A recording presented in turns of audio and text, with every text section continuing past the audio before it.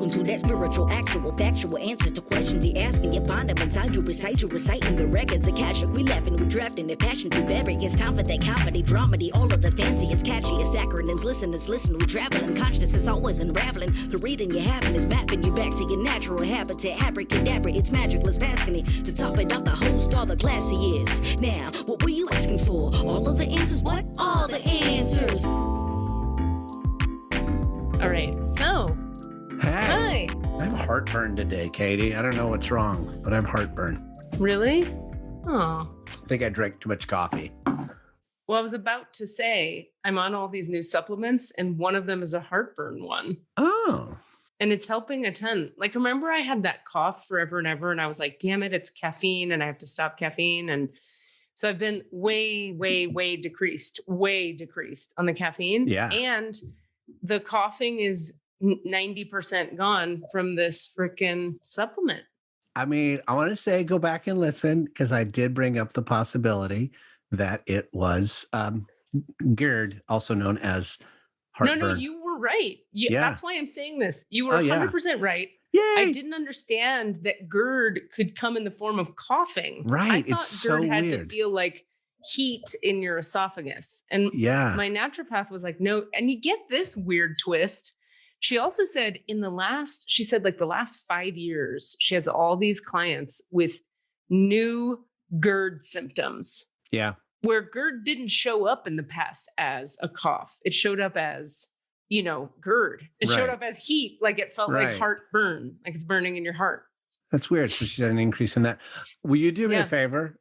Will you ask her how? I want to put it in the simplest terms. Will you ask her about the idea of increasing stomach acid to reduce acid reflux, as opposed to which is the opposite? Talk to me about that. She has talked to me about that. I love this. Apparently, yeah. I know. It's so interesting, right? Apparently, it's just dependent on the person. Sometimes you don't have the right acid. Right. So it's overproducing acid. But other times you have too much acid. And so you have to take less acid. Right. So if you need to increase your acid, that way you get better digestion and then things go through and release and don't get backed up, because when you get backed up is when it splashes up onto your esophagus. Gross. Oh, so that is one way it happens. And then I also learned another way it happens is she thinks my case is more likely that when you're taking in too much of the acid, it actually like overly opens the sphincter. That's right. Yeah. Between the wherever and the wherever. So it never closes. So you're just getting acid splashing back up in there, and then you cough. Yeah. We got to get our balances right in our bodies, man. Yeah. And I'm just stoked that the little supplement is working. It's a powder, and I'm supposed to drink it first thing in the morning in hot water, and it works. And I have to just temper my espresso now and not drink a lot of it. But you're allowed to have it back. A little bit. And the cool part is I haven't been hankering for it the way I used to, because in addition to, and this is a great topic for our podcast that we're doing right now, in addition to supplement work, this particular lady does this thing called integrative parts work, which I think I've talked about on here a little bit, where we've spent a bunch of time together. I went into her and I said, okay, I'm obsessed with my espresso. I have to have it. I can't go a day without it. I've never gone a day without it in 10 years. Help me. And she was like, okay, some supplements, but also we need to look at the part of you that thinks it needs that so badly. We did this whole integrating of that part of me. We give it voice. We acknowledge it. We allow it to speak. We don't try to make it go away. We hold space for it. And in so doing, I feel the part. In this case, it was like a very young part of me that believed it wasn't allowed to be playful and have joy. Wow. I know. And so I was needing the espresso because it made me feel like I could be playful and have joy. Right. Because it's the sort of artificial version of that. Yeah. And so we integrated her, and some crazy fucking shit happened in the doing of it. One thing that happened, and this is in the moment, not later, I felt there was a lot of crying, and then I felt her present, and then I felt lighter, and I felt joyful.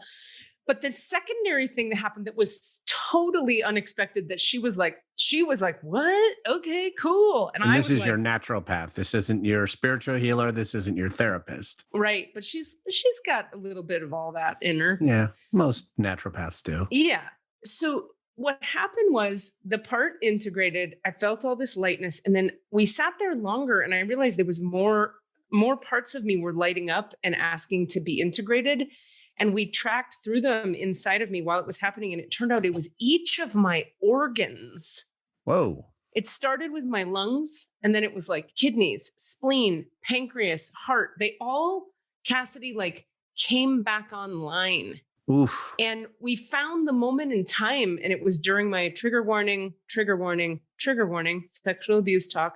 When I was an infant and I had some sexual abuse happen, I dissociated away from my fucking organs, my own organs. Oof. Because, and I think this is an important thing to talk about, despite that it can be quite triggering for some people, because when you're an infant and you're pre-verbal, which I was, that means the part of your brain that has language and understanding literally isn't developed yet. So if trauma happens to the baby body that young, the only thing the baby brain and being knows to do is to fully dissociate away from itself. Why? Because the pain and the invasion and the toxicity of the bad man doing the bad thing is in the baby's body. Right. So the psyche says, get out, quick, there's a fire in the house, leave the house. But the idea that it could happen to that degree where I, the adult Katie Rubin, am literally not in contact with my own lungs and kidneys because a bad man decided to do some gross shit to my baby body. How fucking amazing is that? That's so wild. I find it like endlessly fascinating. And then the beauty on the emotional level of them each coming back online. And I got to like grieve all the years of being disconnected from my own fucking organs. I'm in her office like, I've missed my lungs. And it was so surreal. I didn't even know I missed my lungs. Wow. Until they were back. Katie, this is go. Yeah, finish. Last little thought. No. The result of it is that, and she told me this would be true, and I didn't believe her. She said, when we integrate the part that is needing the espresso, you'll be like, I don't know, I have it, I don't have it, it's fine. And I didn't believe her. And the organs part, when they came back online, ever since then, I've been like, yeah, I'll have some espresso in the morning, or oops, I forgot. And it's because like, I think I needed the activation of the caffeine to like feel myself, to find my inner organs. Yeah. At all. Or to think, or to have some kind of semblance of a version of that. Anyway. Your cat is freaking out in the background. I know. There. Can I let her out? I'm sorry. Yeah, do what you got to do. Hold on one second. So yeah, that's like been a really big discovery and adjustment in my reality. And it's pretty cool. That's so interesting that like literally just today was having a really awesome generative conversation with my housemate about all the different ways in which like all the things aren't separate. I'll bring here, little context, you know, we were kind of going through the thing of like creativity is generative in concept. So is spirituality. And it's the original thing about this podcast that we were trying to unearth was that there is no separation between creativity. They are one, and in, you know, like art, spirituality, good eating, therapy, they're all like generative things towards the betterment of the self in this three-dimensional world, in a sense. And that's one thought. And so that they aren't separate, and that as a result, all these different systems are working in different ways. And then we started talking about neuroplasticity and the brain that changes itself and the brain that heals itself, which is the book that is the sequel to the other book that I just said. There are two books because she's reading The Brain That Heals Itself and doing a lot of like movement-based work around the idea of neuroplasticity. Wow. And I was talking about my very middling knowledge of like neurofeedback and neuroplasticity based on my parents' work. Right. And how that is totally it's related to what you're saying. Yeah. Absolutely. In that early trauma happens. Yeah. Oh, right. I almost drowned. Now I'm afraid of water. Why am I afraid of water? Look at the brain waves. They shifted. They they armored, they protected me. Thank you, brain. Yeah. You saved me. Right. You protected me. You had to change everything about yourself. You had to adjust here, tweak this, increase the theta, decrease the beta, gamma, delta, right quadrant in order to armor against whatever the trauma was. Trauma's gone. I'm past it. I'm done. I'm moved on to somewhere else in my life, but the brain remains the same. Yeah.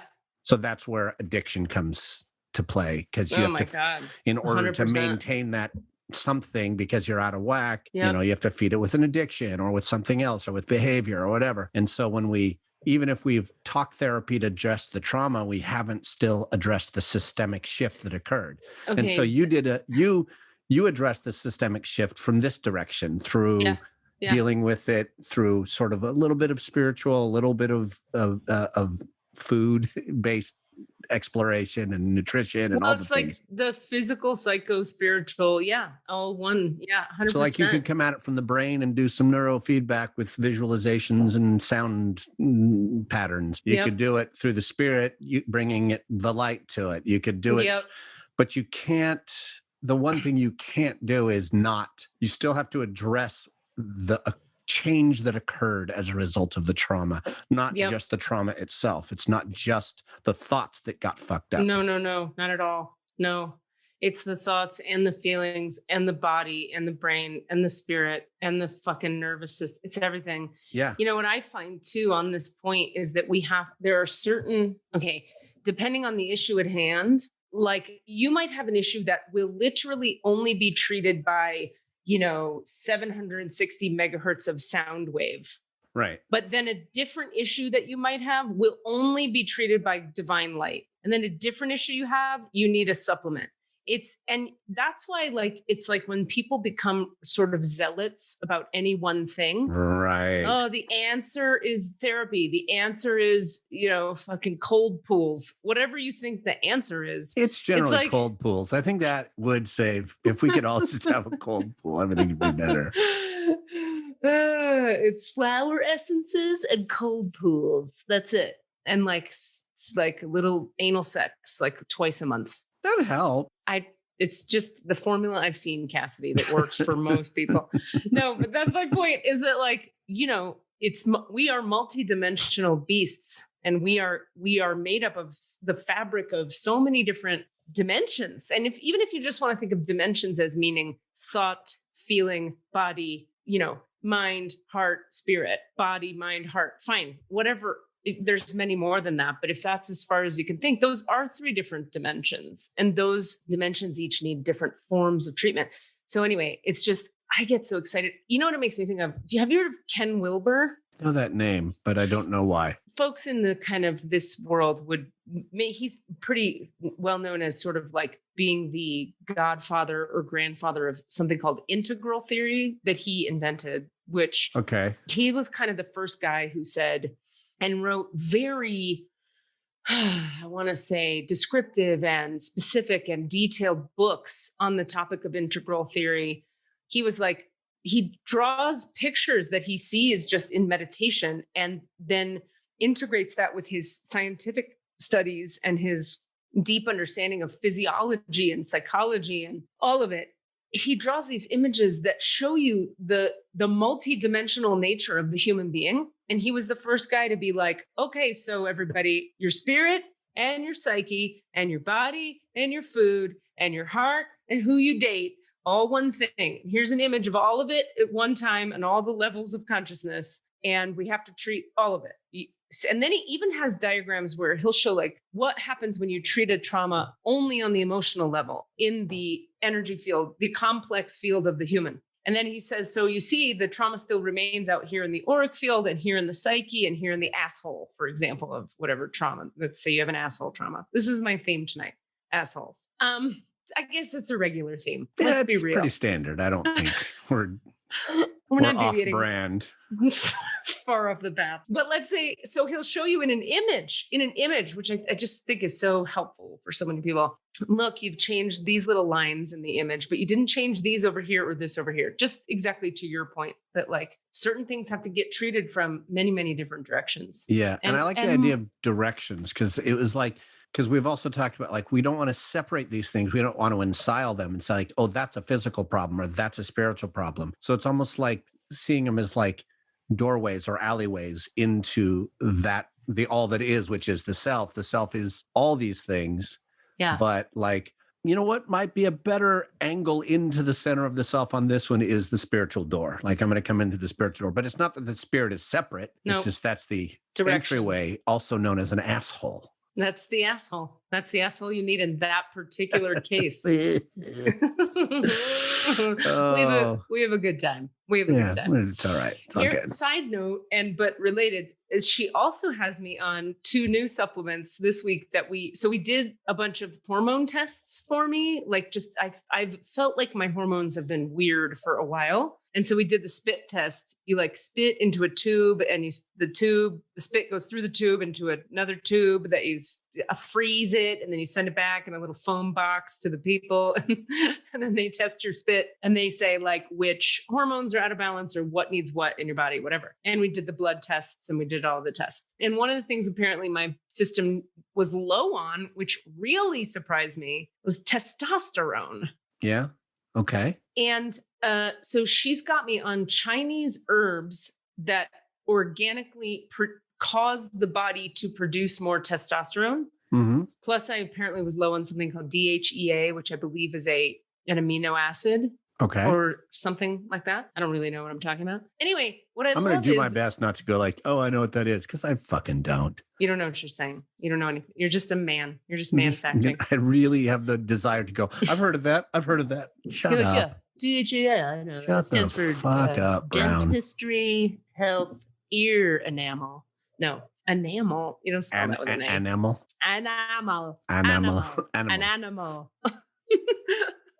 Anyway, my point is the thing that increases testosterone is a tincture, and I'm supposed to take 2 like dropperfuls of it twice a day. I'm telling you, Cassidy, like 20 minutes after taking it, I'm like awake, I'm activated. I noticed that she was saying like muscle tone starts to leave women. We get flabby and muscleless because of testosterone levels decreasing. Makes sense. It does, doesn't it? Well, I mean, I think, yeah. And I'm going to try not to. Yeah, I know about this, but this is me theorizing. Like, okay, I'm ready. Little bits that I've picked up. And that is that like we do this division also of like testosterone, male body. Right. What's the other one? Estrogen. Estrogen, female body. Total bullshit. Right. It's actually, It's just about balance. Like, yeah, I fucking have to have estrogen in my body or else I'm not going to work right either. Like, that's right. It's pieces and parts. It's just the intensity of yeah. And we were looking at in my thing, we were talking about that just that the levels are off. It's not that you have to like have a ton of testosterone. I'm going to grow an Adam's apple now. Right. But we're talking, which would be fine, but I don't prefer it. You can also have way too much. My grandpa literally, and it makes so much sense, was he had what I think they called it like testosterone poisoning. No way. And he was a fucking asshole. So it's he was a great guy and he was a terrible guy. Like he had all the problems. Like you're allowed to say he's an asshole. He was an asshole to adults. That's what he was. To adults. He was great to the kids. That's all I'm saying. Okay. What kind of asshole? Just take care of your shit. And I don't listen to, I don't do anything for anybody. We all have to bootstrap ourselves and right. I remember fucking not give love to you because you don't deserve it because you're a grown up. You don't need it. Oh, boy. Shit like that. Right. Okay. That's. But then it's like when we've already had testosterone poisoning, you're like, I'm not going to read too much into that, but woof. That makes sense. Yeah. Yeah. Then see, so it has me thinking now that we're talking about this with that. Remember your idea about the acid? Like sometimes you need more acid to be less acidic. Uh-huh. I'm like, I think I might have needed more testosterone to be less masculine. Sure. Like in other words, I think something in my system has been like working hard to be more directive out of an awareness of its own lack of the organic compound that would facilitate the appropriate amount of same. Well, that makes sense. I mean, that's kind of like, the drinking caffeine to imitate the playful child that was not being generated naturally. So you're overcompensating. Like, I know there's so you're reaching for it and grabbing at it. That's interesting. Interesting stuff. And here's what's fascinating me. Like for me personally, what's fascinating about all of this on a whole other level is back in the day in my 20s, when I was just starting out looking at all this stuff and trying to heal myself and get my shit together, I did all the supplements, worked with all the naturopaths, did all the therapy. I did so much stuff back then that when I did it then, it did nothing for me. Like it didn't help. Or I shouldn't say it did nothing for me, but I should say it didn't solve the problem. But what I now understand is that my system was so backloaded and backlogged with stuff to process that until it was processed spiritually and then emotionally through the spirit, because that's just how it works for me personally, my system couldn't receive the value of something like a supplement. Supplements just like, I just shat them out. They would just go in and they come out and then nothing happened. But now I take 2 droppers of a vial of liquid and I'm just like a different animal in 20 seconds. And that is really cool for me to see as an energy healer, because it just shows I know it's anecdotal for someone that isn't me, but inside of my system, it's like further evidence of, some things really have to get worked out on certain levels, like we're talking about, before other levels can receive or function. Yeah. It's just how it is. And it's different for everybody, which direction has to go first and which direction goes when and blah, blah, blah. Yeah. That just makes me think about the sort of almost improvisational nature of any kind of like work transformational work, that like your best, that like why zealotry is a problem. Yeah. Zealotry of like, oh, this is the answer is a problem, because like, I was recently sort of analyzing my work as like a coach, as a improv and presentation coach. And I was like, I realized one of my greatest joys is getting to engage in my own improvisational mindset in order to follow sorry, my phone is doing weird things. I'm going to tell it to shut up. In order to like follow the cues of my client to help reveal what they need. But I need to be practicing the very thing I am trying to teach in order to do that. Whereas if I'm just hitting my, like, first we do this, then we do this, then we do this, we're not going to get anywhere. The formula of it. The formula. Now I do have all these tools. Right. Which is why it's like jazz music. This is why I think jazz music is so good. When it's so, I mean, who's really playing bad jazz ever? Like when bad musicians are playing bad jazz. But I never run into bad jazz. Do you? No, because you don't. Okay. I mean, I only go try and listen to jazz when I'm pretty sure I can trust it. Yeah. Well, okay. Anyway, there can be bad jazz. Yeah. Bad improv, bad everything. There's bad everything, but we try not 100%. To see it. But the jazz thing of like, it's the perfect metaphor for so many things. Like you're saying on the healing path, like who was I talking to the other day that said, oh, I think Chad and I were hanging out and he said, you can't, it's like when people get formulaic about healing, or they're like, first you do the thing and then you do the other thing and then you won't hate your mother anymore. And it's like, nope, because each individual client is a different jazz music piece. Right. So I may use my mandolin this time, and no jazz musicians use a mandolin. I may use my upright bass or my fucking piano this time, but next time I may use neither of those. Next time it might just be a fucking triangle. Right. Because the individual is so unique and specific to themselves. I'm going to let my cat in, and it looks like you're going to let Safiya in. Yeah, Safiya's here, so I'll let her in just a sec. I decided not to let her in yet until you were back, and then we could do the transition into letting her in. Perfect. And it looks like Safiya's here, so let's bring her in. Was that totally artificial? Great. No, I love it. Awesome. Perfect timing for a fellow artist, creator, actor, genius extraordinaire, Safiya Fredericks, coming online. There's Safiya. Oh my God, what a face. I love you. Oh my gosh.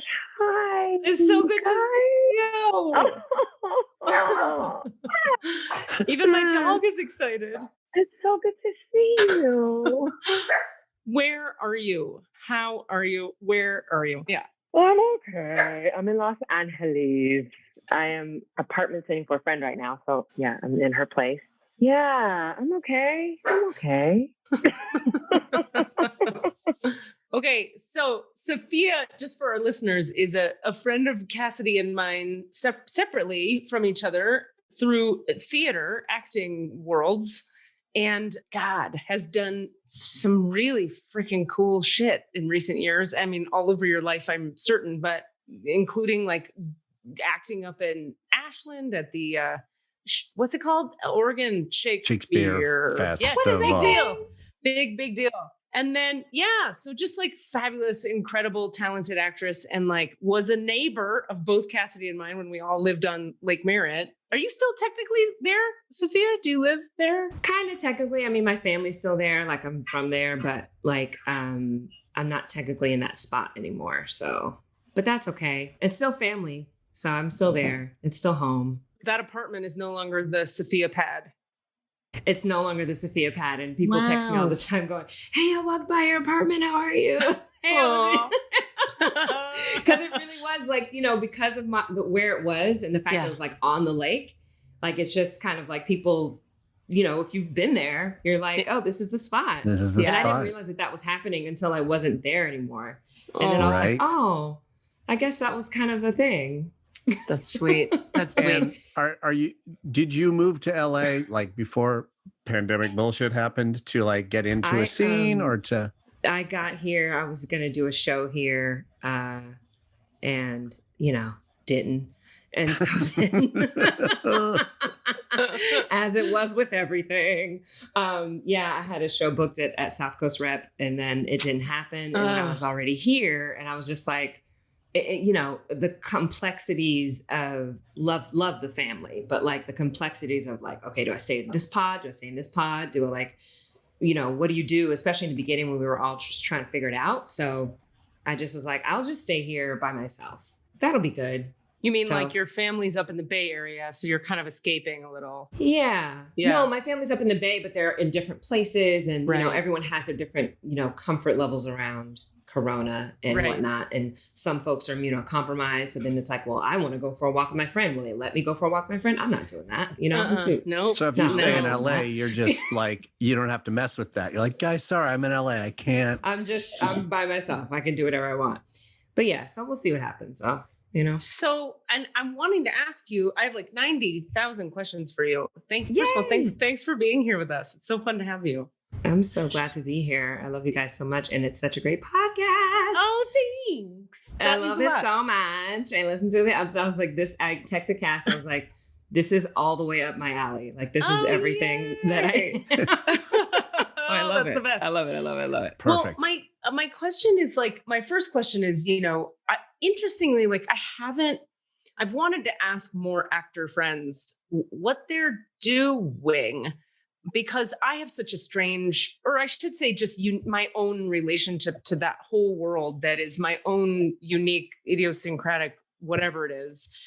But I'm so curious how people who are actively in the biz at the moment, like, what are you doing? Like, how pandemic, what's happening for you? And specifically though, how does that relate for you to whatever you believe about spirituality and consciousness? In other words, I would imagine that this is a time when if you're in a field where your whole thing happens in groups of people in public, and that's not happening so much, or not in the traditional typical ways that it's been happening, that this would be a real time to be employing spiritual tools, spiritual teachings.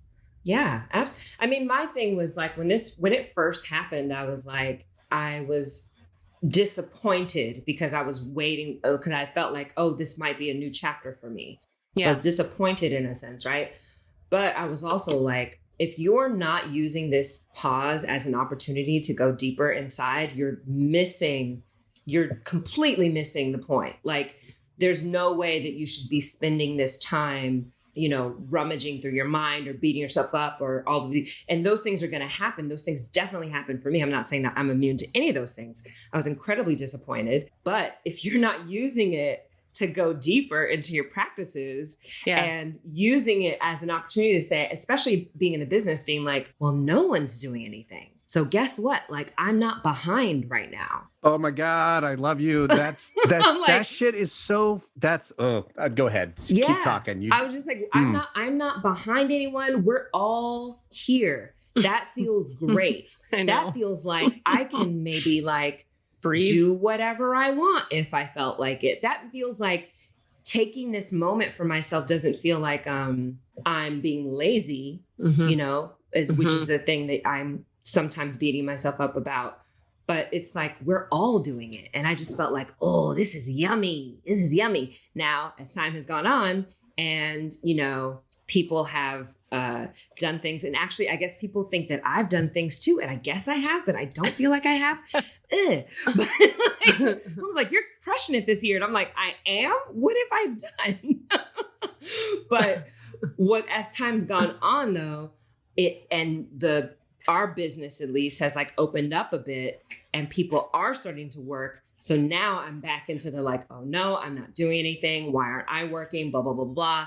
And I just use that as another opportunity to go, we need to lessen the social media. We need to mute some people. We need to just kind of like make sure that we're still in our space and owning our space and not consistently looking at other people and what they're able to do in this moment as a comparison and a judgment on what we're doing. That's so real. The whole compare despair idea, like to compare is to despair. I used to always feel like if I muted social media or if I wasn't just like tapped into what everyone was doing, I don't know, that I would die or something, or that it would all fall apart. And then I realized, you would fall behind completely because you wouldn't know what was happening, so you wouldn't be in on it. Absolutely. Yeah. But then for me, I mean, again, I have my own idiosyncratic relationship to all of it, and I had to do a thing where I really wanted to find out what would happen if I actually really did lose total touch and just not be a part of it and completely not. And what's weird about the timing for me is it happened right before Corona. I got injured on the last show I was doing. And before that show, I was like, I really am looking to give myself permission to stop for a while because I am exhausted, unhappy, don't like these people, hate this shit, not paid enough, fucking tired. I have another business I could be focusing on. Like I was done. You know what I mean? Then my body got injured and I was like, I get it, universe. I have to sit down. I'm injured. I get it. And then Corona happened. And I was like, thank you, Lord, baby Jesus. Cause there's now like 9 reasons I can't do it. And absolutely. The peace that has come from not having to be on that wheel that you're talking about is profound. But I don't think that means that the answer or whatever, the answer, capital T, A, there isn't one, but like B, for everyone is to fully disengage. I just needed to fully disengage for myself, you know? Absolutely. And I think it's like for everyone, they have to navigate their own relationship with it. But I think especially for us in our business, it's just a constant bombardment of people on set, on stage with this person doing this awesome project. I booked this, it's like a constant, and I get it because that's actually the only things that I post about on certain channels. It's like, I just post about work. So it, of course, looks like I'm always working. Right, that's all I ever hear about from you is how awesome you're doing. How do we hang on to that revelation that we had early on, that moment of I'm not behind, and that feels so right and good and real and deep and important. Like I had that when I was able to feel that, it life-changing, utterly. And I am feeling exactly similar to what you said a little later, which is like, I'm starting to slip. And I see it come up and I look, someone's like, they're doing a reading of a play that I did a early reading of. And I was like, why didn't they call me? And I'm like, why didn't they call me? It's like, who gives a fuck if you do that 1-2 days of a reading? That doesn't, oh God. I know. I think part of it, that's such a great question. Holding on to that piece. Part of the journey for me was this muting of the social media and just kind of like changing, not muting it completely, but changing my relationship to it in a way where I go, for example, I go on the Instagram on certain days, I cover up the phone and I just look at do I have a message? Do I have a notification of some sort? Okay, great. We're closing it. That way I'm not even because sometimes even just looking at a person, this sounds so horrible, but even just looking at a person would stir something in me that makes me go, I'm not skinny enough. I don't have this enough. I'm not there. Oh, I should live in New York. Like all of these things, just from looking at a person and with someone who I really like and who I love and who I think is amazing. And so I want to keep all my feelings about myself really sacred within me. And I also want to keep all the wonderful feelings I have about the people in my life still positive and flowy. And I can only do that when I'm not looking with consistency and when I'm very purposeful about why I am looking on this day. And I have had some moments where I've like come across something and laughed so hard and it's been so fulfilling. And I'm like, this was such a needed laugh. I needed that so bad. But I also was very like in tune with, should I look right now? Okay, actually now's okay. How far down do we want to go? Rather than it just kind of being this mindless activity that we're doing. Yeah. The other thing I would add is, I don't know, is that for me, that space internally of I'm good, I'm at peace.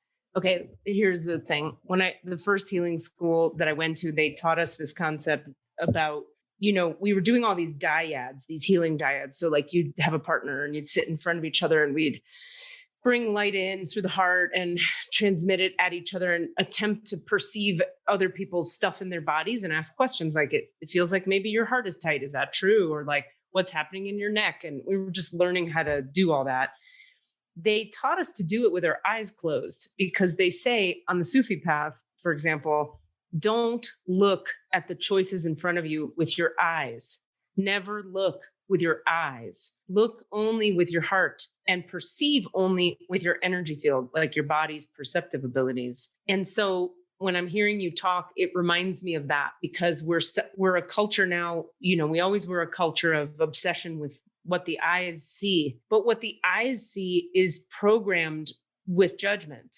We're programmed to judge with the eyes. But when you perceive with the heart either says like, yay, or it says like, I don't, nah, or some worse version of no, definitely not.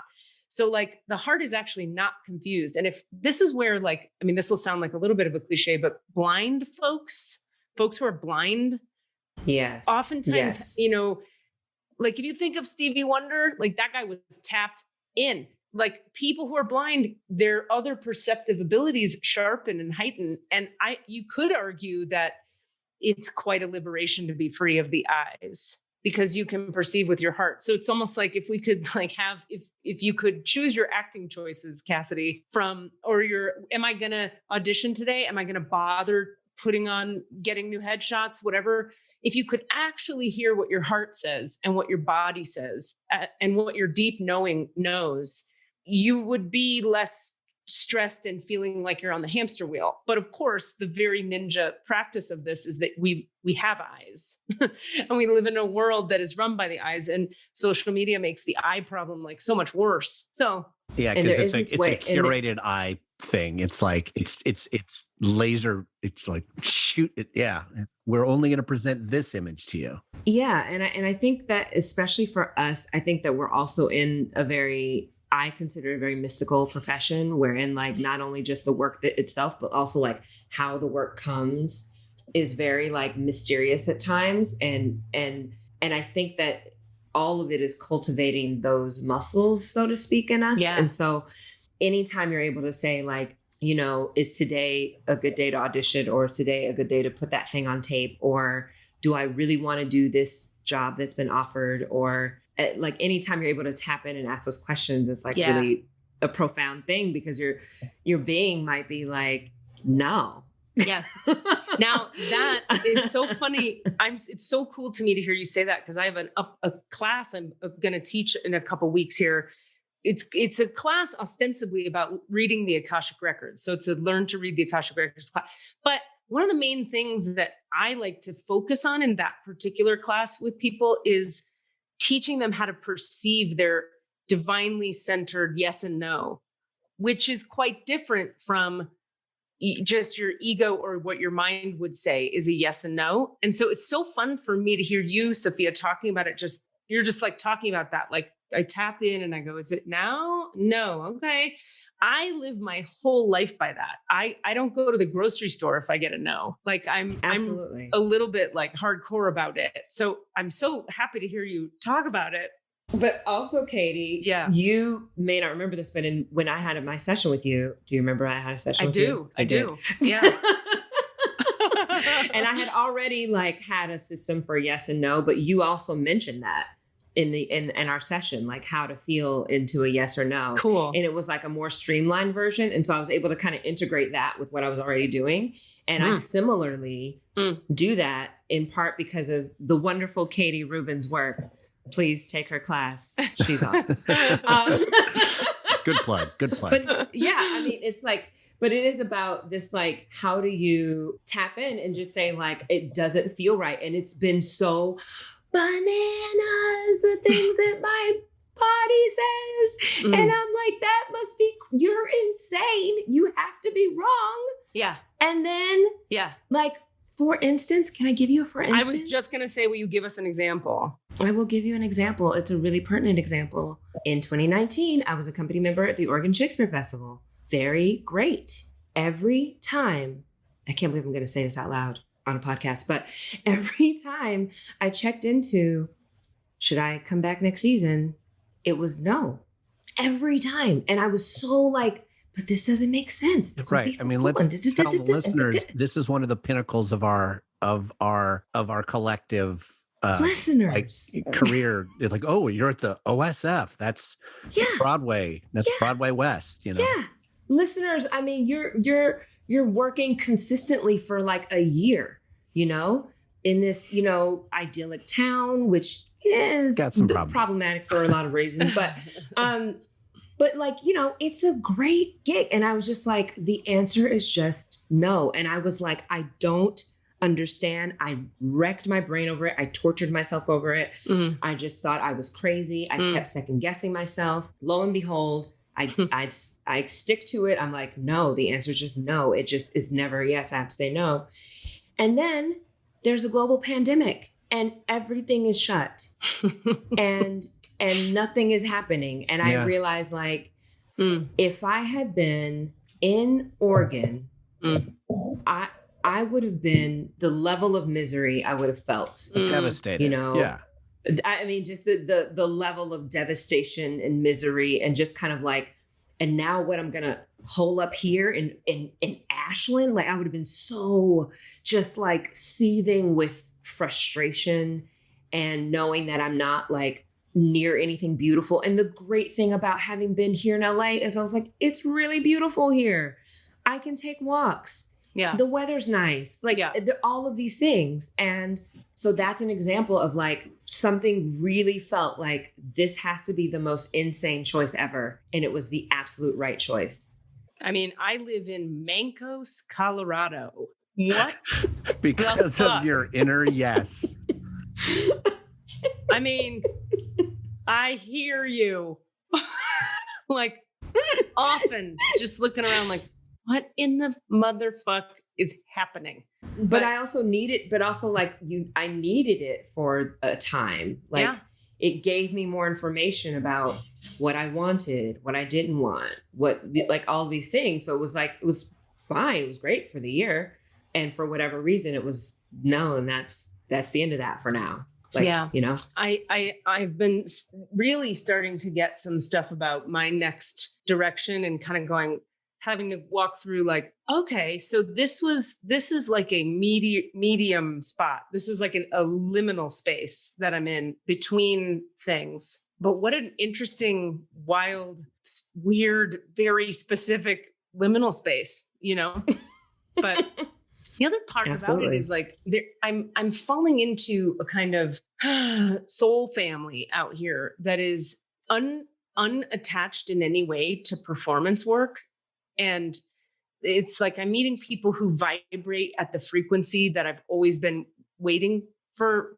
Like I have a thing where people's energy field to me, you know, I'm so sensitive to energy that like what people's energy field is kind of everything for me. And it's not even about judgment. It's about, I literally just like I can't do it if the energy fields aren't really Absolutely. right. So out here, I have this like new weird soul family, these people who just vibrate in a way that I can hang with. And they do not look like what my eyes or my mind would say my people should be. And that was something I struggled with a lot in the Bay Area, was always feeling like I'm looking around and this should be where I'm really happy, because according to my mind and my programming about liberalism and melting pot and equality and justice and all that, I should feel like totally at home and good here. And there were a lot of ways that I really do feel that way in the Bay Area.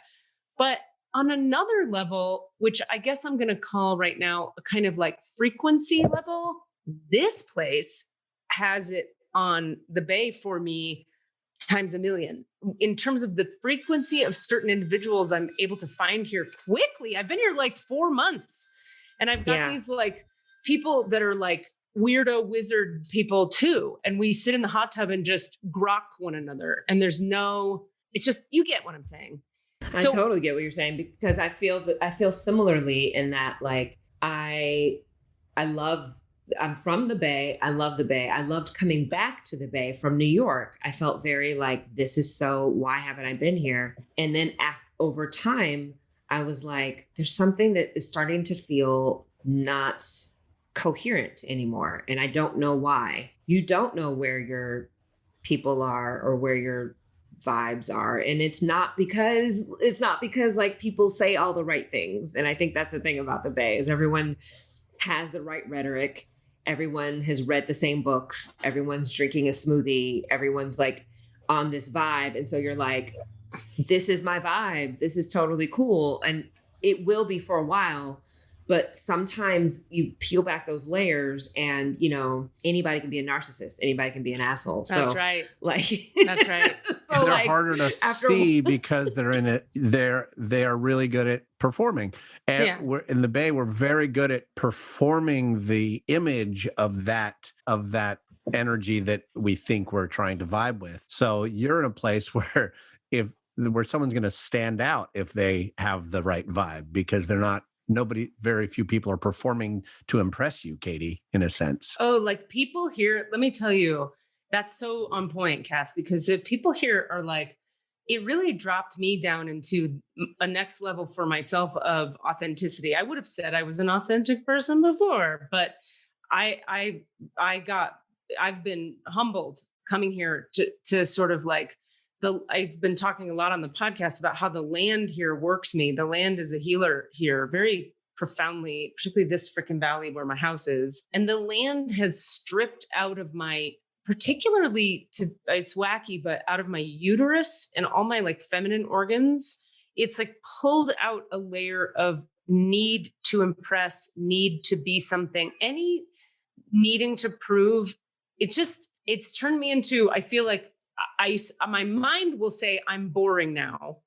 That's the narrative the mind will say, but the body feels like so much more at peace. There's just so little pretense. People are so not interested, and it's not even not interested. It's just not happening.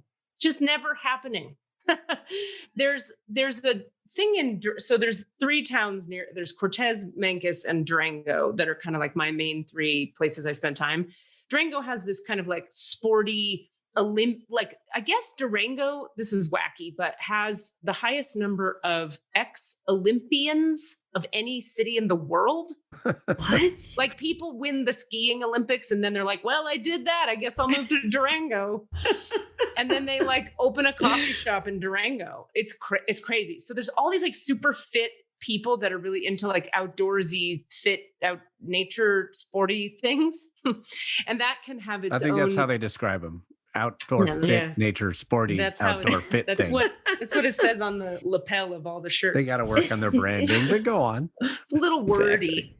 Anyway, and then here in Mancos, it's more, there's this feminine energy. I'm building to a point here. There's this like womb-like feminine spirituality and sort of an artsiness. And then right down the street, there's Cortez, which has like a real, a different kind of spiritual vibe, but like a lot of weird political unrest. There's like, it's a very purple town, very, very purple. And there's like Trump rallies a lot still. And like people fighting on the street, like liberal people marching, and then across the street are the Republican people marching, and it's this really weird tension boiling pot. Anyway, my point is, all of that's happening, but none of it is showy, and none of it is competitive. Yes. And none of it is about, I have more blah, blah, blah than you. Even I find these athletic people out here in Durango, they're like, yeah, I won in 96, the Olympics. And then like, now we make bees. It's like, we have a bee farm. And I'm like, we make bees. Not honey, just the bees. We sell the bees that we make to people who then want to make people honey. who want to make the honey. Yeah.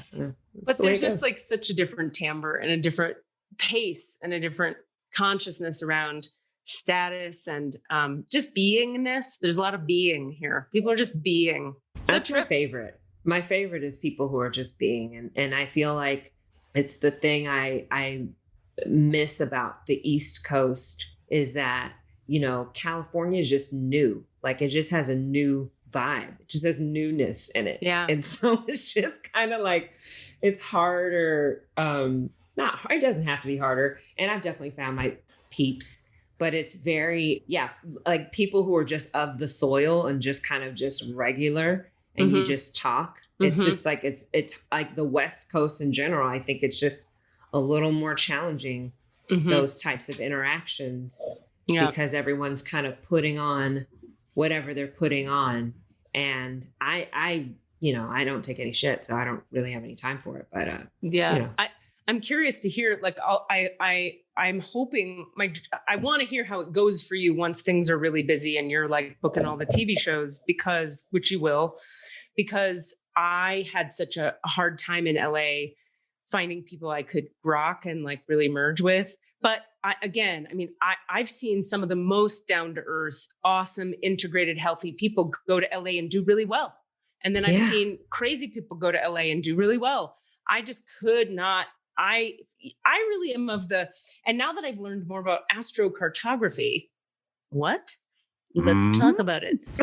I now understand more about this idea that I always had this sense that like we're talking about certain places, physical spaces on the planet vibrate with you correctly. And certain places you just, no matter what intellectually you're like, this should make sense now, doesn't work. And like the work doesn't come and the things don't happen and whatever. Astrocartography is where there are these lines that run across the earth so if you take your birth time, and you enter it into one of these astrocartography charts, they'll show you all the lines on the earth, and each line represents the energies you will run into in that place on the planet. So I know. So for me in California, the line running through my time and space in California, it has like a lot of weird tension-y stuff in it. The line where I do best, where my body is happiest on the planet, is right here on the Four Corners. And that's part of why I headed this way. There were 80 reasons and they all converged.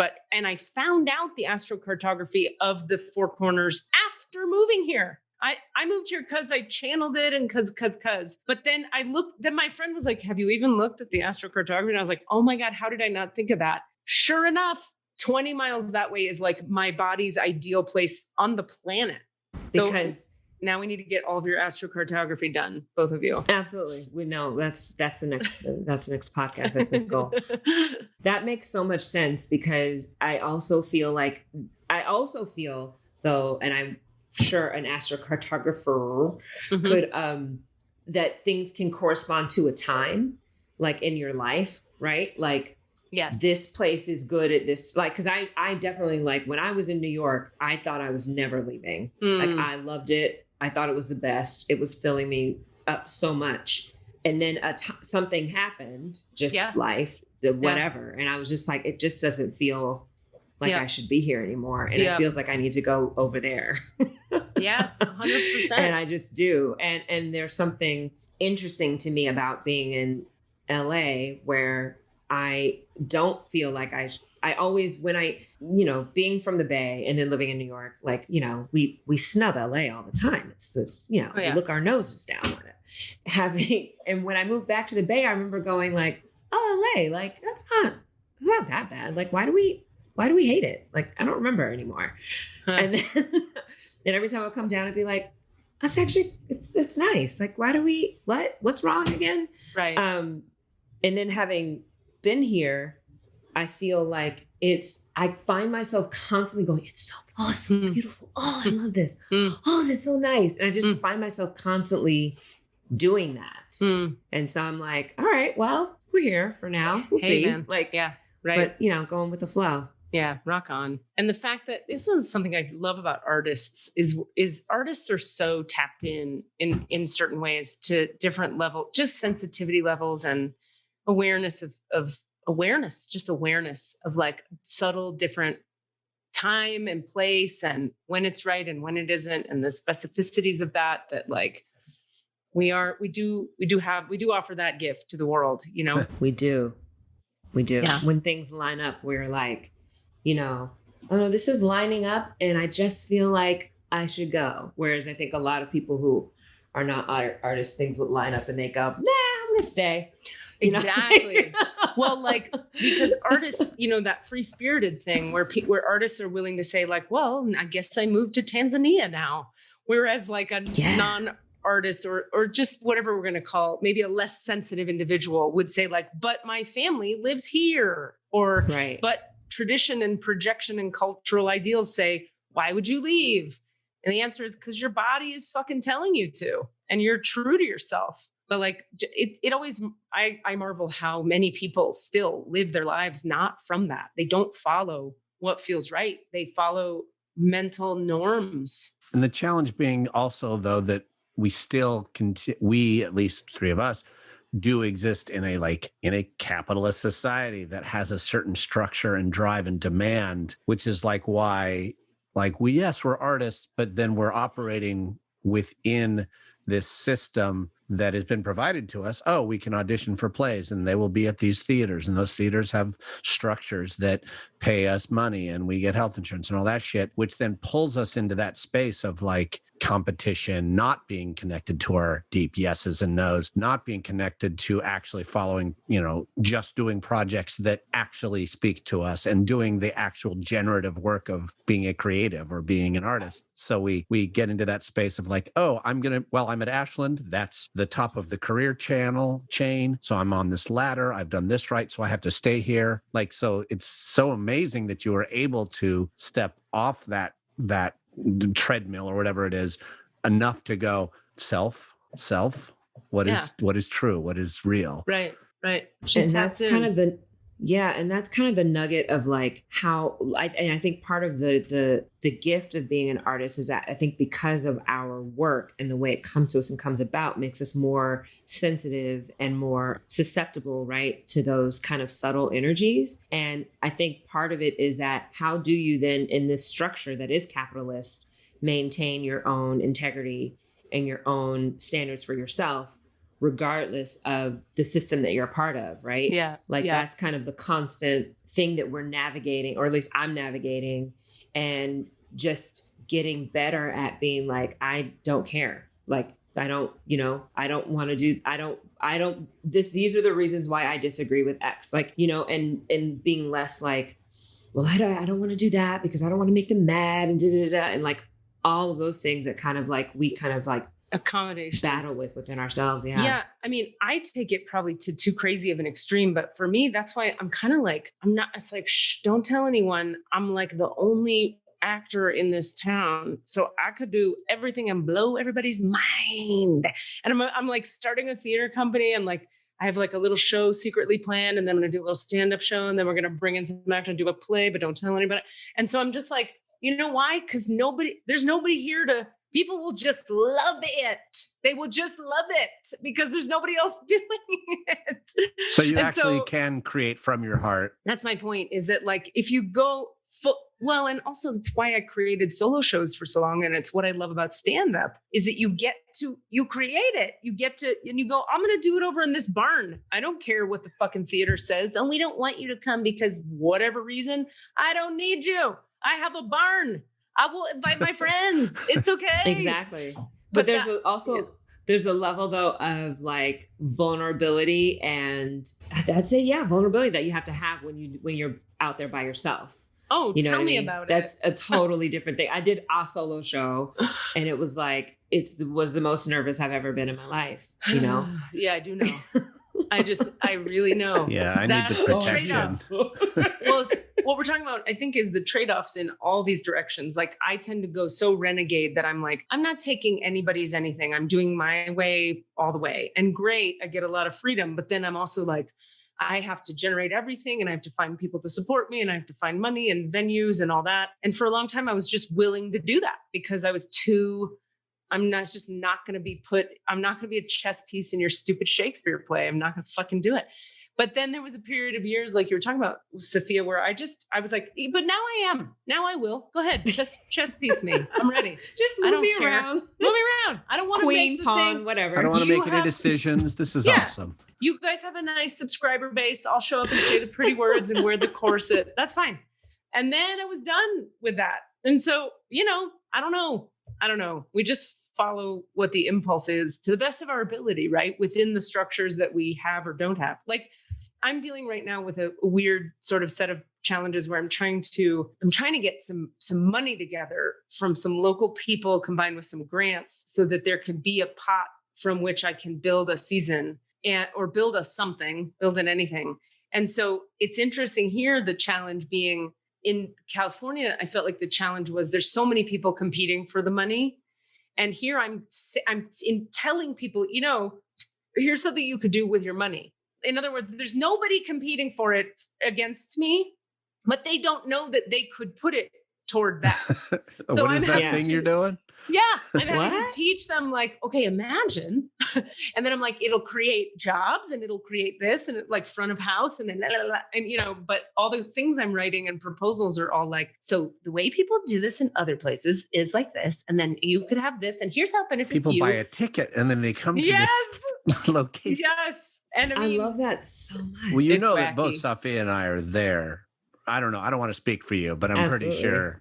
Absolutely. I mean, what I love so much about that though is I think, first of all, just like when you go to a play in a place where like people just go to the plays, it's like just one of the most special things in the world. I think it's magic, right? It's magical when you're just like, oh yeah, we live in blah blah blah, and we come here every season, and I'm just like, this is the best. Like, it's just like it's true community. Like it's just true. Like it's just truly for the community. That's right. It makes me think of the Jewel Theater down in Santa Cruz. Santa Cruz. Yeah. That theater always felt that way to me. Like I would drive down from the Bay, however many hours that is. What is it? 2 hours down, 3 hours, whatever. Unless there's an accident on 17, and then it's 17 hours. But yeah, that's cool. Right. Exactly. But it's like this little theater, but they have the support of the community. So they have all this funding to like have a beautiful space, but they're the only game in town. And everybody loves it because why wouldn't you? Because it's fantastic and there's no competition. It's not about anymore. Are we better than the Magic or whatever fucking better than? Now it's about, we're doing this beautiful thing and it's a secret over here in the forest. Come hang out with us if you want. And there's no competing and there's no like, which in the Bay, I kind of felt this weird, audiences being like, well, we only go to the Aurora. Well, we only go to the Magic. And it's like, why? There's theaters everywhere. Just go to all of them. If you like but people like patrons are very weird about which ones they go to, which I find insane. Yeah, it's funny. It's wacky. It's nice talking about theater with you guys in COVID times because I don't know about you, but it's all theoretical. It's all theoretical. But it's fun talking about possibilities again because I go through cycles where I'm just like, I almost have to just fully forget it's a thing just so I can not be constantly upset about not getting to be building towards something. And then I get these bursts, like this last couple of weeks, I've been in a burst of like, I'm taking all these actions. I'm like, I met with these people and this one's going to help with that. And then now I'm like, okay, we can't put a show on, but I can raise money to be ready to put a show on. And I can't, I can't do a play yet because bringing actors, but I can do a fucking stand-up show. So I can call that guy who has that outdoor theater where we did the hay bales for seats. What? Yeah, I can do that. I could tell dick jokes in a field. That's fine. So like, I'm like, okay, the creative energy is returning. So I'm going to take the actions I can take. I think that's exactly what Dave Chappelle did. He lives in that weird town in Ohio, and he told dick jokes in a field. That's right. Yeah. And you're also like slowly unzipping yourself and revealing yourself to your community. You know, it's like, there's this way in which I think as artists, I always feel like this when I meet new people. It's like, you don't really know me if you haven't seen me like perform, because it's like a part of who I am. And so there's this way in which they don't know that of you yet. Totally. And then it's like, here we go. It's a whole different thing. Oh God. I'm so glad we're talking about that. Don't you just love that secret little, like when you bring out your A game and people are just can't believe it. Yeah. You know what I mean? Like if you sing your ass off or you tell a bunch of jokes and they laugh for an hour. Or they come to your improv show and like, I didn't know you fucking did that. What the fuck? Like, what? It just feels like a superpower that you're pulling out. It does feel like a superpower.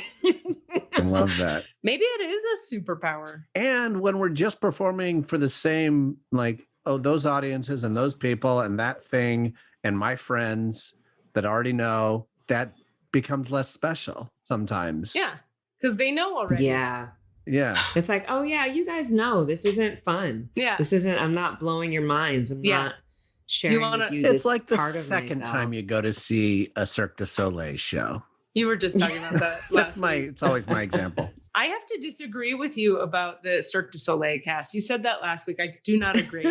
I've seen like 5 Cirque shows and they all have blown my mind completely each time. So glad. And I'm a cynical, not easy to please lady. Speaking of which, have you seen the water one? Have you guys seen the water one? No, I wanted to. Just whenever looks amazing. You got to see the water one. The fucking floor descends.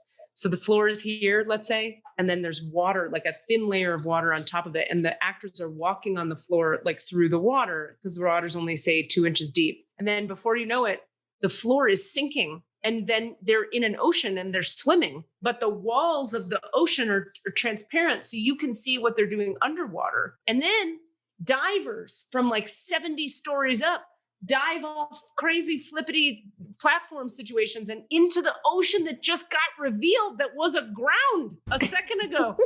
There's a scene, and then I'll stop on but there's a scene where there's this tall, lanky, crazy, skinny looking man. He can't be a real person. You're like, is that guy on stilts? He's not. He's just a crazy looking, amazing man. He's playing the piano, a big grand piano. And the grand piano. People can't see Katie's arms, but they look like spiders. It's right so now. great. He's got these crazy long arms and his fingers are like 10 feet long. And he's playing the piano all dramatically. He kind of looks like Jack Skellington from Nightmare. those movies. Nightmare Before Christmas. He's playing the piano, you guys. And slowly the piano begins to sink into the ocean while he plays it. And he never stops playing. He descends into water over his head and you never see him exit the stage. And then I learned later, get this craziness, when the actors would exit that way down through the water, there were swimmers down there with the masks with oxygen that would hold it up. So now you, Safiya, are just descending underwater and a lady swims up to you and puts a mask on your face so you can breathe. And she helps you swim to the exit door and then you exit off stage, but you're underwater. It's true. When I saw Le Rêve, which is the knockoff of O, basically made by people who left Cirque and then like made another Vegas show called Le Rêve, which is the same basically, but with different stuff. There was a diving scene where they just would dive from higher and higher heights. They'd be dropping from a platform. And then there was one where you looked up and there was just a hole in the ceiling. You couldn't even see where they were coming from. And you were waiting for someone to fall through it. And then they fell finally through it. And it was impossibly high. Like how could they not have just gone through the floor when they hit the water? Oh my God. And I literally went, like I didn't. So yes, it was. I mean, I have had revamps of moments with Cirque. So I totally acknowledge. But it was, I could not help but make putting money. Of course, I'm putting money on the table, Cass, that when you see O, you will call me and say, I stand corrected. Cirque has wowed me again. And it's been enough years that I would probably be wowed by. Yeah. Well, I hope they survive because I know that they're definitely one of the. I feel like I read something that they actually filed for bankruptcy. I might be crazy. Yeah, because I mean, Like the entire Cirque du Soleil. You kind of have to have an audience. It's a thing. But when couldn't they just pause and then come back? Couldn't they? I just would pause? hope. Yeah. I know. I don't know. This is teaching us all about structures and things like that. It's just a cultural institution that I hope it sticks around. I know. I just wonder, they must have, I mean, if they're going bankrupt, that suggests to me that they must have like a large staff that's employed year round on some level. Well, for sure. Yeah. I mean, they have shows in Miami, and actually one of the dressers who I worked with recently, she got a job in Florida and with a Cirque show. Yeah. They have shows all around the world. So I guess it's kind of a lot to keep afloat, I would think. But like, if you don't do shows, let's say you just take a year off of doing shows and you're an organization. You just lay off your entire staff. Well, I was going to say, you could pare down your staff temporarily or furlough people. I'm just surprised to hear that they would go fully bankrupt, because there's ways around that. Yeah. I mean, that's what all the theaters did. I know Ashland still exists, but they had to lay 95% of their staff off. And they have like an artistic director, an associate artistic director, and a couple of, office people. Anyone who works in live, entertainment, whether it's music venues, or musicians. I know a lot of musicians who are, not doing anything, haven't done anything. Yeah. I mean, they're just hanging out. Somebody told me about a guy who was like an accountant for bands on tour. Well, bands aren't on tour. So therefore he's not. So even the accountant is out of work. So, I hope that they all, I hope that everyone comes back stronger. Have you been like taking other jobs, or have you been piecing jobs together, or like what's Thank you. I have been really looking very hard for employment. I did a teaching job for a while. I've been just looking for other teaching opportunities, teaching acting, teaching voice. So that was a thing for a while. I've done a few, readings or stuff that kind of like, where I got a little something, unemployment. Just it's been a mishmash of like a lot of different things. Yeah, I mean, there was this job that I really wanted, two jobs that I interviewed for that one I didn't get, and the other one like I really wanted, but they don't know if they can hire anyone for that position right now. And so I'm just was trying to really focus on like remote. I was like, I like this remote thing. I like being in my house in my jammies doing work, And yeah, so now I don't know. Like we're yeah. We shall see. See.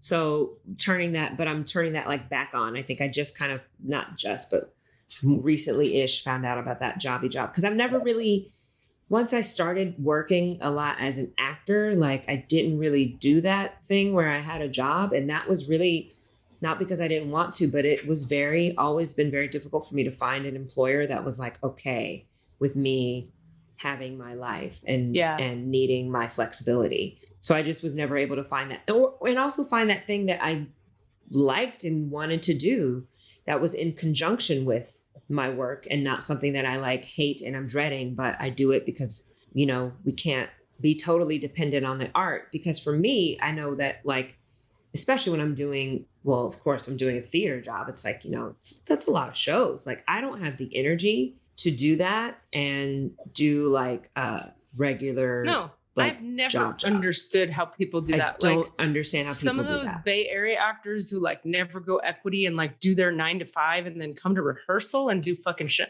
I don't know how people fucking do that. I give them a ton of credit. On top of that, they're the actors who do go equity. And so they're working the 8-show-a-week houses, driving to Santa. I was doing a show with, I'll just say it, my amazing Bay Area actor, Craig Marker, who I love and works all the time, has 3 kids, works as a project manager for some construction company. How? And busts his ass. He's like doing spreadsheets on his 10-minute breaks. No. It's so funny. And is also working at every theater all over the Bay. So he's commuting.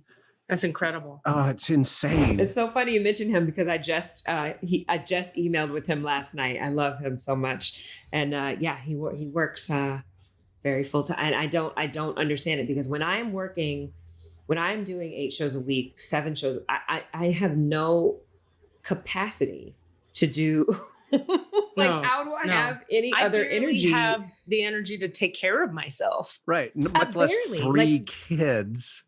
No, I 3 can't. I can't even children. hear that sentence. How is that happening? What, is he Superman? What is he Kinda made is. of? Children. And always full of joy too. What the fuck? Fuck you. Get angry. I can't with this Get guy. tired and angry once. All right, Get Safiya, angry. Nice guy. what is your full legal name? Do you want to go on the records? Yeah. Okay. What's your That's legal why name? I'm here, Katie. Okay. My full name is Safiya Noni Fredericks. Noni. Okay. Noni. What is that? Is there a story to that name? Feels like maybe like a family. Oh yeah. I mean, well, there's a story. I'm the last of 4 and I was unexpected. And so, my name came out of a book. So it was just kind of interesting because like my siblings are all like named after like my parents or like people. And then I came and it was like, all right, let's flip through this baby book and see what we get. But I love it. Noni means gift of God. It's really beautiful. Okay. My first name is pureness, wisdom. Huh. Oh, I that's like nice. my name. I grew into it. I think it's beautiful. I think I can say I've never met another Safiya. I've met Sophia's, but not Safiya. Yeah. And I love We're that. really rare. I think Yeah. I met like one in my life once, That's funny. like at a department store. I was a kid too, like my mom. And we were in a department store and it was like, I was like, oh my God, that's so crazy. But yeah, no, there's very, I mean, and also like it's a, it's an Arabic name and it's a Muslim name. So most people who are Muslim. And so they always ask me that question. I'm like, sorry, no, I just, yeah. we liked it. It was in a book. I see. Yeah. When I went to Sufi school, I knew 2 Muslim Safiyas, but they were given that name by like our sheikh from Jerusalem who was like, you are beloved Safiya. And it meant stuff. It wasn't like just a name some American lady had. Like it was very Exactly. holy and it has all the significant, So anyway, that's cool. I love it. But Noni to me, why do I feel like, please hear this with all the love I mean. I feel like Noni makes me think of a lady's vagina. Okay, because yoni, Right. I think it's called yoni. Yoni. And like, They call that, yeah. And Yeah. so, yeah. but also like, haven't you heard people say like, oh, it's my nana, it's my noni, it's my yoni, it's my No. choni, it's No, I my haven't, cha-cha. Katie, I haven't met those people. I haven't met them. Maybe it's the same white people that are saying like panties and moist. Maybe it's the same camp. That's why. They're telling their kid, like, make sure you wipe your noni. Like they make up a name for it. That's the thing. I can literally think of growing up in like affluent white people, Miami, lots of Jews, lots of bar mitzvahs. I have heard many Jewish moms say to their little precious baby girl, don't forget to wipe your noni. And I don't want to minimize your name but it's in my blood from childhood that you're like, I have to say it. There's also like a noni juice. Like there's a juice. There is a juice. That's called noni juice, I think. I think of Anika Noni Rose, who's a well-known actor. Yes, Anika Noni Rose. Oh, Yes. I don't know who that is. She is a famous actor who Done some Broadway stuff. is Anika Noni Rose. Broadway, Carolina Change, Cat on Hot Tin Roof. But she is no The Voice of Safiya Noni Princess and the Fredericks, Frog. y'all. Come on now. She's not. Okay. It wasn't, and I have met other nonis, which is exciting. Oh, that's I was like, interesting. oh, a noni. Yeah. Interesting. Okay. All right. Well, let's do it. Do you have a good half hour left in your? Oh yeah, You're I'm good? hanging. Okay. I'm hanging. All right. All right. Let's close our eyes. And we'll take a couple deep breaths into the low belly.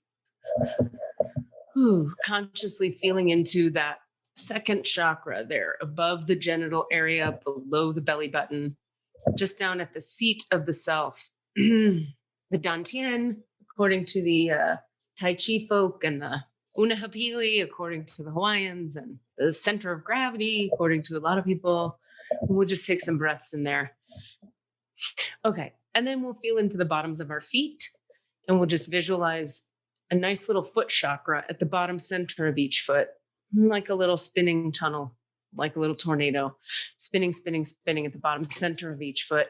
And we'll see that little tornado expand and open and get bigger and bigger and spin until it's expanded open so wide that the entire surface area of the bottom of each foot is a nice wide open plane of energy or a field of light, like an open window. And through that open window, we're going to allow the electromagnetic field of our bodies, to begin to commune and connect consciously with the electromagnetic field of the earth below our bodies. We'll visualize now that extending from the bottom of the left foot and the right foot, 500 energetic roots, extensions of your energy field, Safiya, dropping into the planet, dropping hundreds of miles down, forward, left, right, back, hundreds of miles down into the planet, sending 1,000 at least energetic roots down into the earth. And as that continues, we'll see this nice, long, strong grounding cord extend from the root chakra, or the first chakra there, where the genitals meet the chair. We'll see a nice 1.5 foot wide open tunnel, channel, tube, or grounding cord that shoots to the center of the planet. And as it connects with the center of the earth, we're going to visualize a nice flow of light, like a river or an ocean, an abundant river or ocean of light, coming up from Safiya Gaia, the soul of this planet, flooding up abundantly into your root chakra, flowing forward into each hip socket, down through the glutes and the quads, down through the hamstrings and the knees, down through the quads, the shins and the calves, into the ankles, the feet, and then feeding into those roots we established moments ago. Beautiful. Okay. And then we'll take one more step here and we'll just see a nice balloon floating above our head that is a replica of your 3D body right now. So there's a Safiya-shaped balloon floating above your head. And we're going to see in that balloon anything and everything that could or would or does desire transmutation or healing or integration today is floating up there in that balloon. And we're going to see a nice balloon tail extending from the base of that balloon down into your crown chakra, down through the center of your head, down into your throat, back into your spinal column, down through the spinal column to the root chakra, dropping through the grounding cord and extending all the way to the center of the earth. And when it hits the center of the earth, that balloon tail wraps around a little crank that begins to turn and spin and pull that balloon tail down and down, tighter and tighter, tighter and longer and stronger, down and down, allowing the balloon to now descend into your physical form. The feet of the balloon merge with your feet. The legs of the balloon merge and meet and become one with your legs. The torso merges with your torso. The neck and throat, the head, the jaw, the brain, the eyes, the ears, the cheeks of the balloon merge with your body. The entirety of each arm, the shoulder, the armpit, the elbow, the palms, the fingertips, merge into and become one with your arms and fingertips and shoulders. We see that the balloon has dropped like a lead weight now down into your physical form. We take one last look at that balloon tail that's wrapped around the center of the earth, and we see it tighten and strengthen and root down into the center of the earth, becoming a nice, long, strong top line of energy. And from here, we do acknowledge the forces of light, asking for guidance, direction, and courage to know the truth as it is revealed for our highest good and the highest good of everyone connected to us. Holy Spirit of God, protect me, please, from all forms of self-centeredness and direct my attention to the work at hand.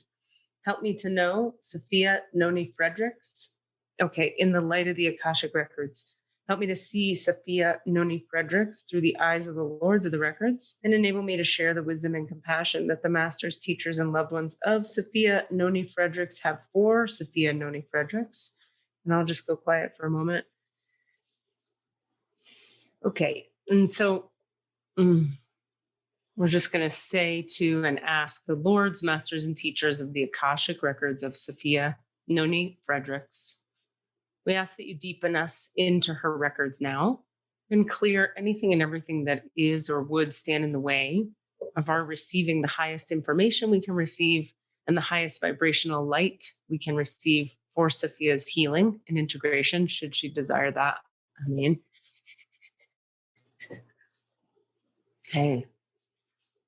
Okay. So, all right. So, do you have any questions you'd like to start with, Safiya? I'm probably going to have my eyes closed for this, but I'm right here with you. I kind of wanted like to see what came up organically first, if that's okay. I don't know if that's well, it's sort of like they need a starting point of some kind. Like, oh, sure. Yeah. Well, I guess I have a question about food. I really have been enjoying. I feel like I've kind of cultivated a healthier relationship with food and with sugar during this time. But lately, I've had a few. I don't know if their cravings coming back, but I'm just curious to see. I want it to last. I want it to last. This feel like I'm cultivating. Okay, and so when you say there have been some cravings returning, can you say more about that? What do you mean exactly? Cravings for what? Yeah, I just mean for a while. Like I just had no. I have a sweet tooth. Like I'm just a person historically that has loved sweets and sugar, and I also bake and for a very long time, I just have had no, my cravings are just gone. Like little things in the store or like this bakery or whatever, just not interested.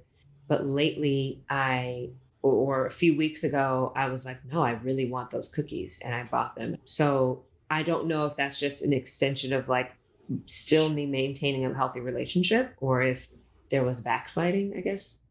Oh, got you. Okay, let's just so if you have a question, what I'm hearing you ask is like, can you consider that part of your healthy relationship, or was it kind of like not healthy? Yeah. And I want to maintain. Yeah, I guess that is the question. That's a good question. Yeah. Okay, and then we can look into whatever's required to maintain whatever you're looking to maintain. So let's see here. There's a real inclination here toward, or I should say, away from labeling any of it good or bad and labeling any of it backsliding. Rather, it's like this. It's like, is it the healthiest choice for your body? Do you feel best when eating it? No. Did you have a moment of just going with it? Yes. Is that perfectly ideal for you? Not exactly. Is it totally okay that happened? 100%.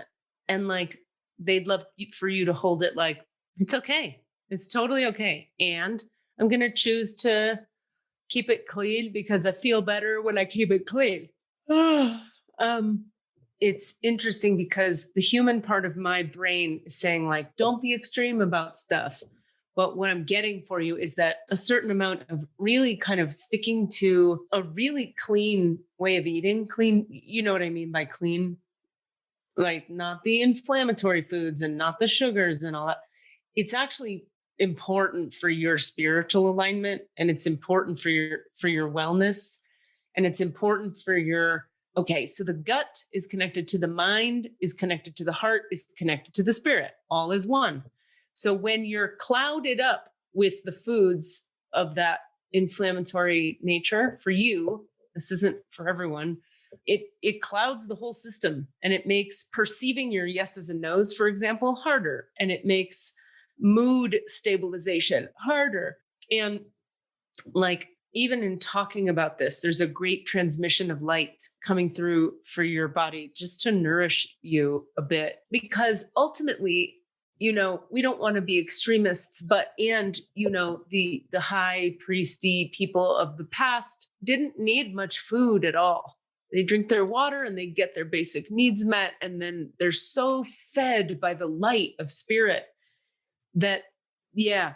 And so the question we would bring through would be, how can you feel more nourished and fed spiritually?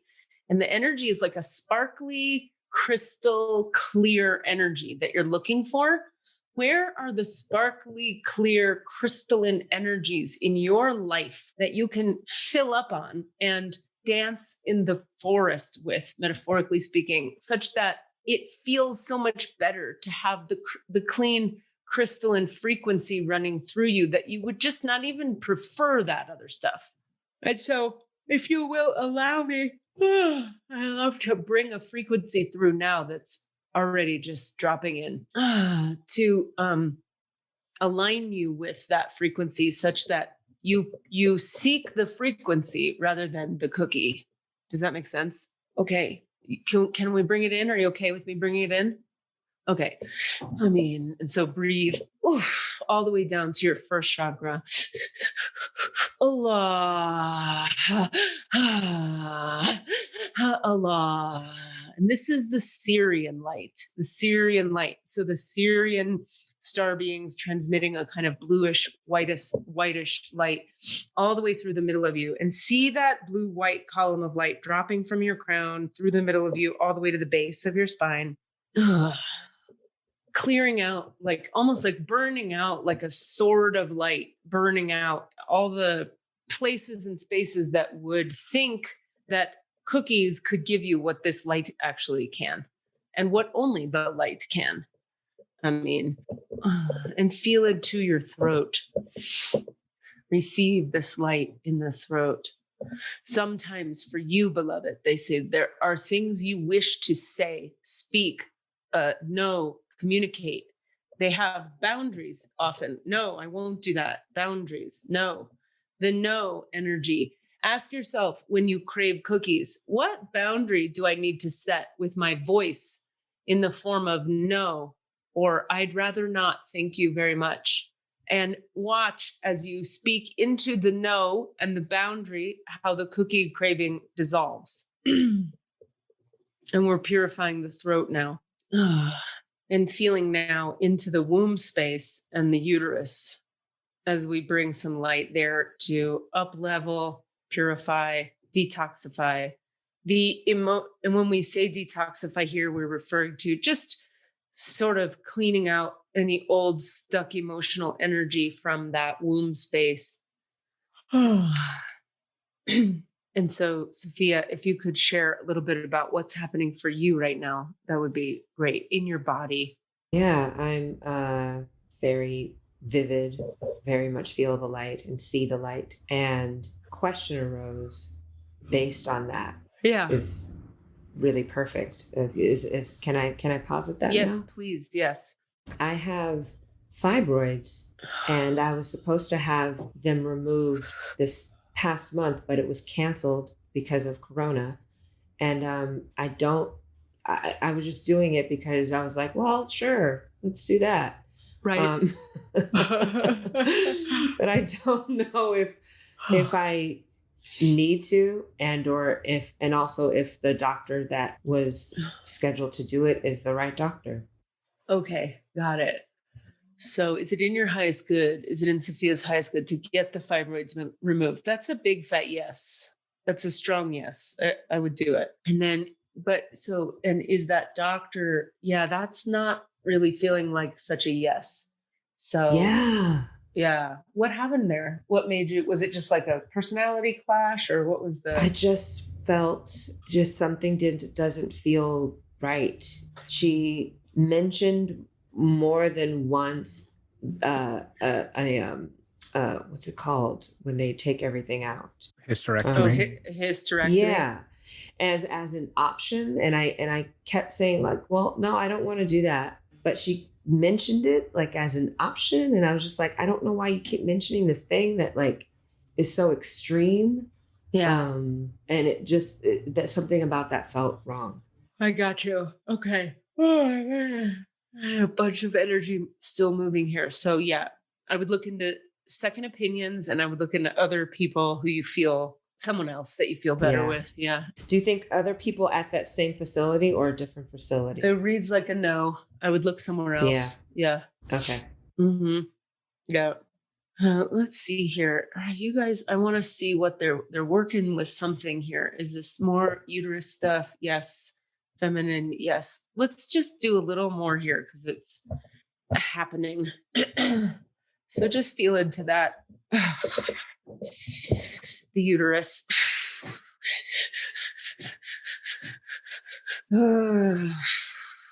Ashhadu an la ilaha illallah, ashhadu anna Muhammadan abduhu wa rasulullah. Allah.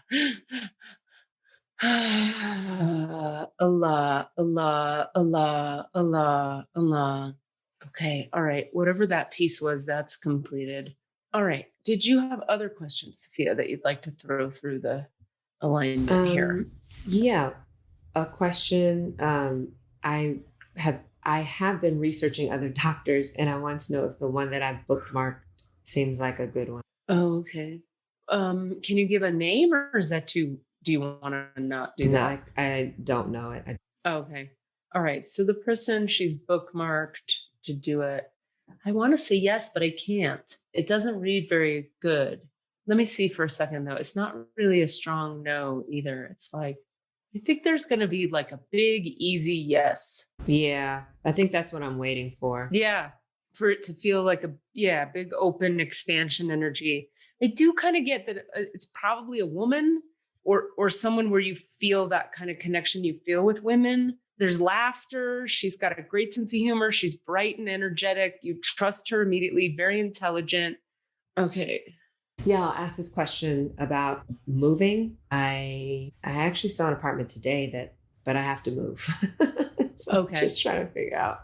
I'm trying to figure out when. When is also. Is there a deadline? Like, do you have to be out by a certain time, or? The person is. I'm not sure, but I keep my feelers out because I don't know. Oh, okay. Like you're house sitting, right? Yeah, and the person has been very vague about like if they're like what they're doing. But says that they'll give me notice, once it's time for me to go, but I just don't have that confirmation yet. So I don't know, but I'm always looking. So I looked at something today and so I want to ask about that place and just in general, like if there was a time where it was like, you should move on in this month or you'll find something by this date or whatever it is. Okay. All right. So let's see. Is it in Safiya's highest good, record keepers, lords, masters, teachers? The place today is like, no, you're not that excited about it. No. So, they're like, don't do anything you're not excited about and you don't feel really good about. Same thing with the doctor. It's like, it needs to be an open, big, like it has a quality of like, yay on it or don't, So does Safiya need to move ASAP? No. Within a month? No. Within 2 months? That feels better. Within 3 months? Yeah, like sometime within 2 months. I think you have that space safely for that much time. Okay. So it's like, keep looking, keep trying, but like, hold it lightly, but keep on it. It's like the energy of easy does it, but do it kind of thing. That sounds good. Yeah. And do you have any neighborhoods you're thinking about? I like my neighborhood. I would like that neighborhood. Where are if possible? West Adams. What is it? West Adams. West Adams. Okay. Yeah, that reads really good. Yeah. I think you'll find something there. Where is that in LA? It's near Mid-City. Oh yeah. It's great over there. Yeah. How cool. Yeah. Okay. Yeah, rough fun. I guess there's, it's so funny. I feel like my questions seem really benign. Hey. But these are the things that tickle the brain lately. Yeah. Whatever you got. You actually brought up something that was right on exactly what we were talking about before you came on, which is this magical thing that happens so often on the show. Yeah. With the food question and how it's connected to spirit. And the connection to spirit, we were just talking about it. Oh, interesting. Mm-hmm. Oh, perfect. Yeah, I think that a question for me, a big question and a big, this is what I already have received. And what I have received is that I need to, or am in this year, the flow is really important for me to just like be in the flow. And because the challenge of last year was like a lot of stop-start, a lot of maybe, no, that's not going to happen. Maybe here, maybe there. And so I'm trying to this year kind of like be more in the flow. And if there's any guidance on that, or if the question is like, how can I maintain the flow energy so that I'm not as rattled by every bump, so to speak? Mm-hmm. Mm-hmm. That makes sense. Yeah. Okay. Let me sit with that for a moment. Okay, so Lord's Masters teaches records of Safiya. She's wanting to maintain the flow, right? And so how can she be less rattled by each bump or even have fewer bumps? Okay. There's a few pieces here. One is, so this crystalline alignment we were referring to before, a big part of that transmission that was happening a moment ago was at least in part, a deepening of your alignment with the Syrian light. Okay. So the Syrians are a star nation, that I experience their light as sometimes it's like bright red and other times it's this bluish whitish alignment. Anyway, Assyrians have the qualities about them that are like, they cut through all the bullshit and they're very clear, and it's a strong but light, blue-white, clear clarity, crystal clear, laser-like clarity. Also, the Syrians tend to be very no bullshit, it's got a softness to it and an openness, but it's straight shooting and piercing, I want to say. So one piece is it would benefit you very well to be sitting in the Syrian alignment kind of daily. And I have a really great, just a YouTube video that has like a very strong Syrian transmission that I can send you. And you can literally just play the audio of it and just sit there and receive it for 30 minutes a day if you're up for it. Now, when you do that, it's going to put you into alignment with that frequency, which then what you want to do as you're going about your life is things that pull you too far out of that frequency, don't do them. Things that add to that frequency or support it or facilitate its brightness, do them. Now, here's the important key for this transmission is we wish to say it won't always feel emotionally exactly like what you want or expect or desire, but it will feel like it matches the frequency of this light that you will become more familiar with in doing the practice on the daily. So think of it this way. The way to have fewer bumps, as you say, is to follow the flow and to choose energies in everything. This cafe, this laundromat, this job, this person to date, this food choice. Choose choices, items, places that facilitate, match, support the frequency. Sometimes think of it this way, when you are really excited about something emotionally and then you get it, it turns out terrible. Other times you're really excited about something emotionally, you get it and it turns out wonderful, and vice versa. Sometimes, you don't want to do a thing at all, you do it and it turns out incredible. Other times you don't want to do a thing at all, you do it and it turns out terrible.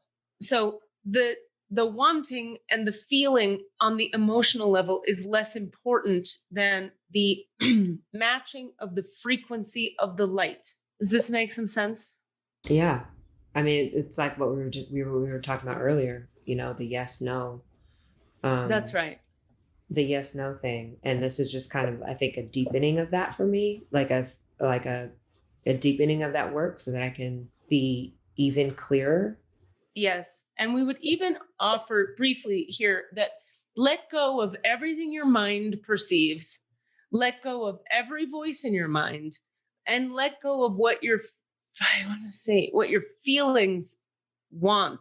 It's like this. Think of cookies. They're the perfect example. Sometimes you want cookies. You desire cookies.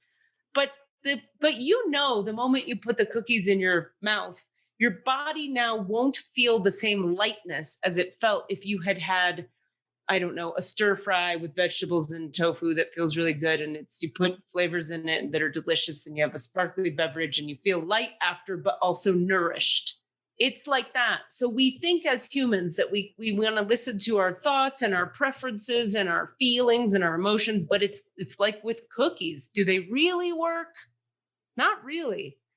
So when you get confused about, but I want this, or my mind says that, drop the want, drop the mind, and track the frequency. The real trick to the bumpiness being less bumpy is being less committed to, attached to, or interested in what the mind and or the feelings say. It's what does the perceptive knowingness resonate frequency-wise with the choice in front of you? Okay, can I ask another question? Yeah. Because my question about this is always this piece of sometimes, for instance, how do I put this? You feel, and the energy is, this would be great.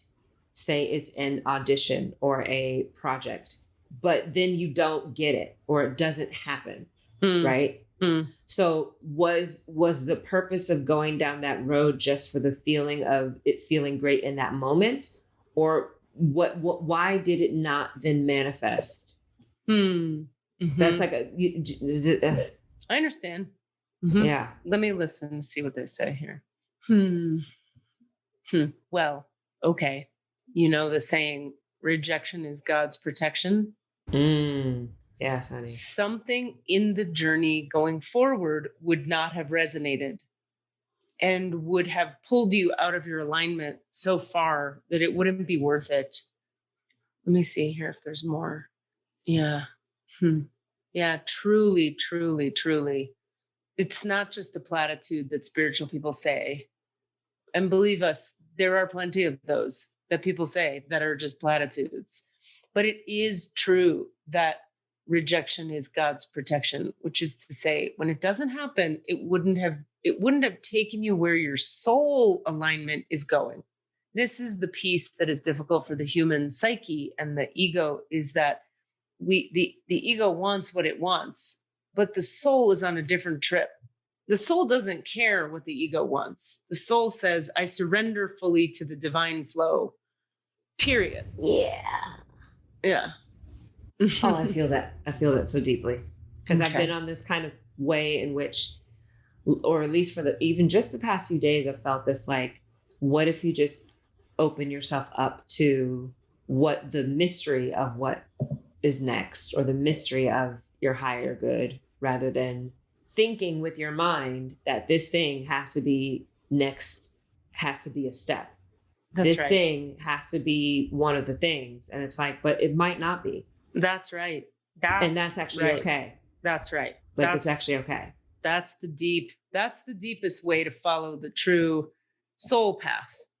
It's so many people spend their whole lives struggling and suffering because they won't surrender to the easier, softer way, because the ego is so attached to its pictures.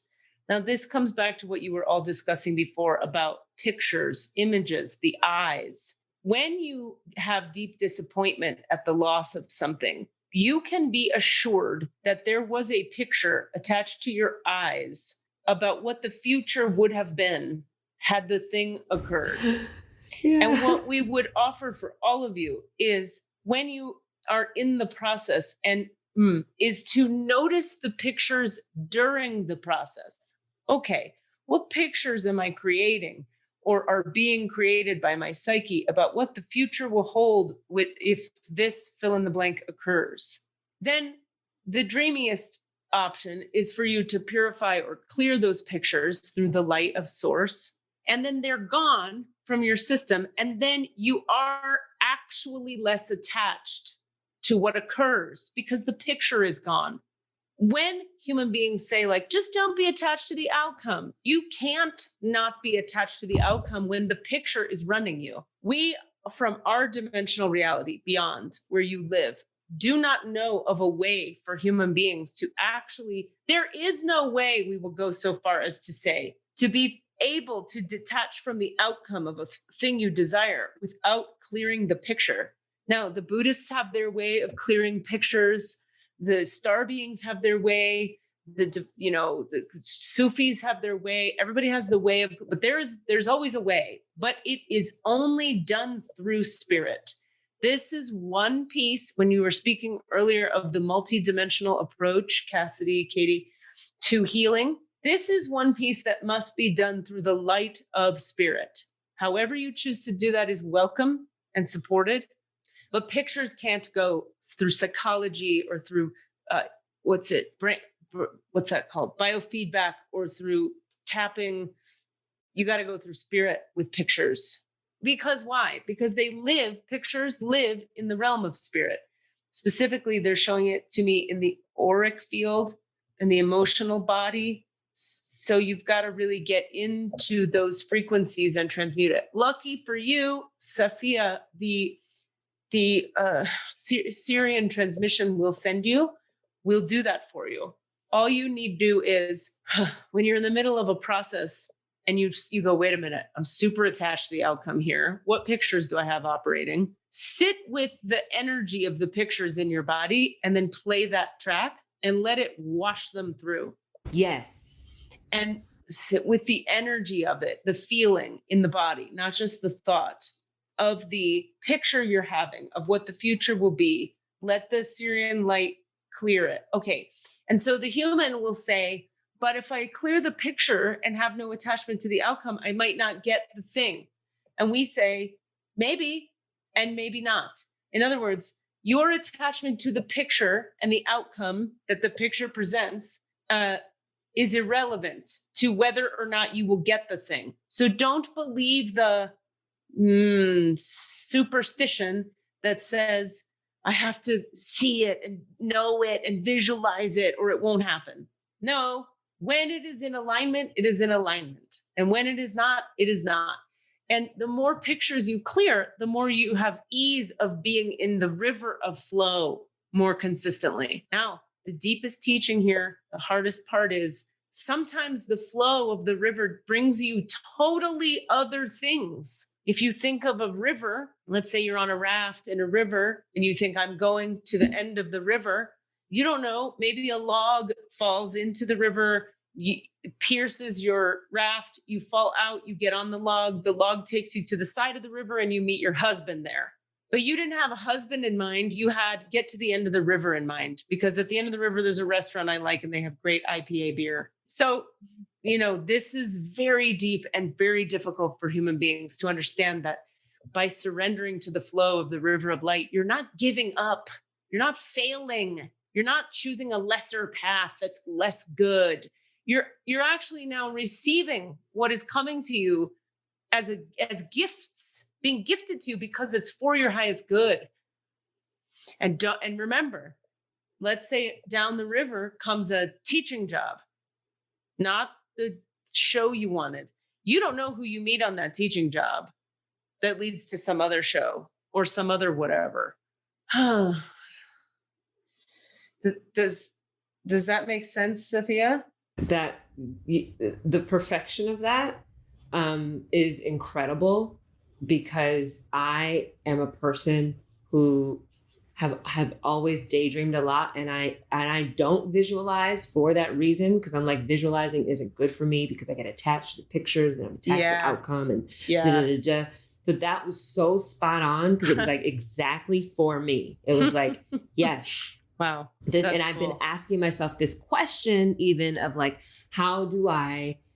what do I do with the thoughts that come with the pictures? Like, what do I do with that? Do I flow into it because it's a manifestation, or do I cut it off because it's so that was an answer to that question that I've been actually asking myself for the past week or so. I've been sitting with that. That's so cool. So cool. That's it. And there's this, last piece, right? It's like when you flow in the river of light, and let the light river purify, or you could say clear the pictures that you're attached to.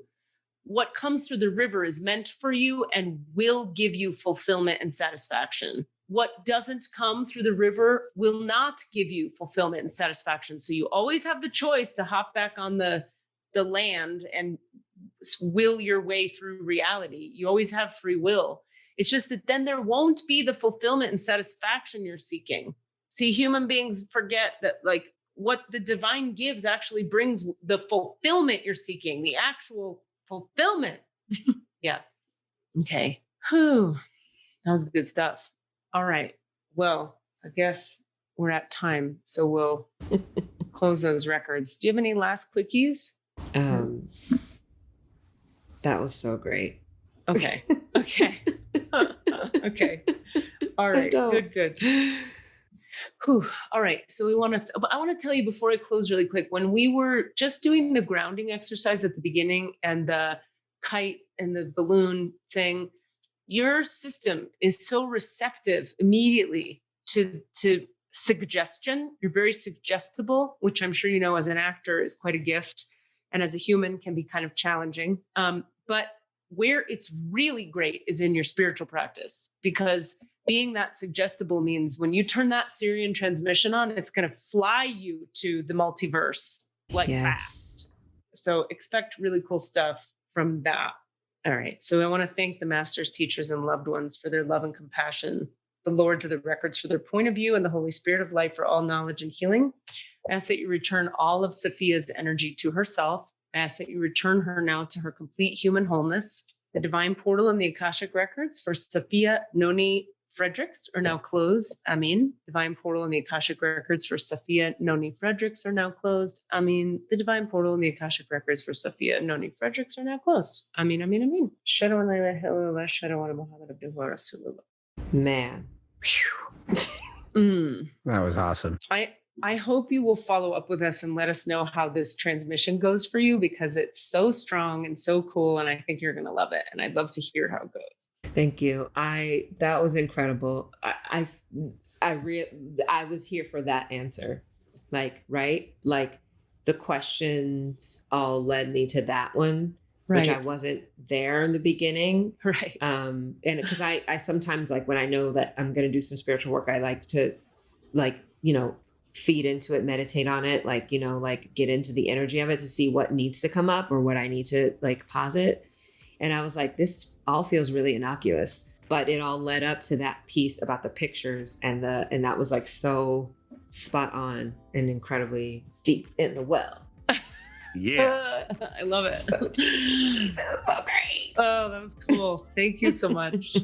Yay. I'm so glad you were That's here. so awesome. Safiya. That was fantastic. I'm so glad to have gotten you on the show. Yay. Yay. I'm so glad you asked me to be on the show. I feel so honored. Tell your friends love to you. listen to the Thank you. podcast. Tell them to send in questions. Yeah, please. I will.